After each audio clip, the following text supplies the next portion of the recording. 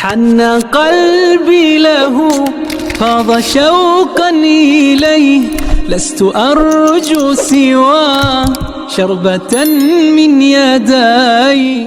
Saya akan bacakan pertanyaan pertama yang masuk dari seorang hamba Allah 29 tahun di Aceh. Pertanyaannya, bagaimana sikap kami terhadap mertua kami yang ingin memaksakan merayakan ulang tahun cucunya atau anak kami. Kami sudah menjelaskan hukumnya secara baik, tapi mertua bilang anggap saja silaturahim. Allahul Musta'an, Allah tempat kita meminta pertolongan. Pertama sekali teman-teman sekalian, ulang tahun bukan bagian daripada Islam.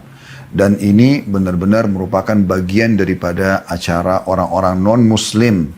Makanya mereka mendatangkan kue, mereka ada lilin ditiup, lalu mereka berdoa pada saat itu. Dan ini lebih kentalnya atau lebih tepatnya acara kaum Nasrani.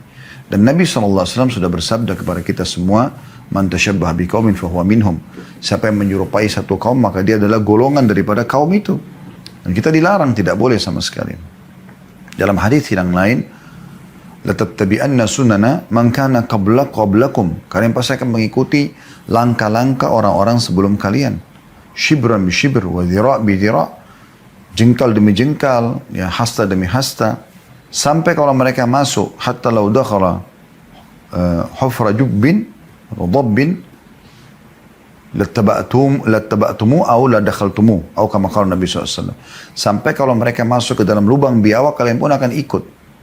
Aw kama qala Nabi SAW. Ya, tepat lafaz hadisnya saya lupa, tapi seperti itu kurang lebih. Yang jelas teman-teman sekalian, tradisi ini bukan bagian daripada Islam. Ya. Jadi seharusnya seorang muslim tidak perlu lagi ada acara ulang tahun. Karena memang kita kalaupun ada ulang detik harusnya. Karena setiap detik ini seperti ada umur yang ditambahkan oleh Allah Subhanahu Wa Taala. Dan hitungan detik juga kita bisa wafat. Kan begitu. Baik, isinya ulang tahun itu apa? Isinya misalnya memberikan hadiah kue. Baik, kita bisa memberikan hadiah kue setiap saat. Tidak harus di saat ulang tahun. Kan begitu. Bukan dia ulang tahun saja. Ya. Karena Nabi SAW mengatakan tahabu, saling memberikan hadiah, maka kalian akan saling mencintai. Sudah jelas gitu hukumnya. Ya. Begitu juga dengan silaturahim keluarga. Di sini dikatakan anggap saya silaturahim bisa setiap saat. Bukan di saat ya setahun sekali ulang tahun itu. Karena ini tidak akan jadi setahun sekali, karena hari ini suami ulang tahun, bulan depan istri ulang tahun, bulan depannya lagi mertua ulang tahun, bulan depannya lagi orang tua ulang tahun, bulan depannya lagi ipar, saudara, ponakan, tidak akan selesai-selesai. Dan akan sama mekanismenya. Datang, bawa kue, tiup lilin, nyanyi-nyanyi, kan gitu. Yang lain bawa hadiah. Ini persis seperti tradisi mereka, orang-orang non-muslim. Mohon maaf saya jawab seperti ini karena memang ini adalah konsultasi diarahkan kepada kami. Bagi penanya, kalau memang atau ada yang diantara yang hadir dalam acara kita ini, baik live ataupun siaran ulang, yang merasa kurang cocok dengan jawabannya, Anda bisa bertanya kepada para ustadz, para kiai yang lain, insya Allah, yang mungkin lebih kompeten daripada saya dan mereka punya hujah yang lebih baik, Anda silakan. Tapi dari saya seperti itu yang saya ketahui. Jadi sebaiknya memang setiap muslim dan muslimah menghindari tradisi ini. Ya. Tinggal kembali kepada pertanyaan penanya di sini. Bagaimana sikap kami di saat mertua tetap ngotot untuk mengadakan acara ulang tahun cucunya, gitu kan? Padahal kami sudah jelaskan hukumnya dengan cara baik. Saya melihat Allahu a'lam di sini bukan harus bentrok dengan mertua ya, tapi Anda sebagai orang tua bisa mengambil sikap. Ya. Dalam arti kata, maaf kami tidak setuju dengan acara ini. Udah selesai. Dan itu bukan bab durhaka kok.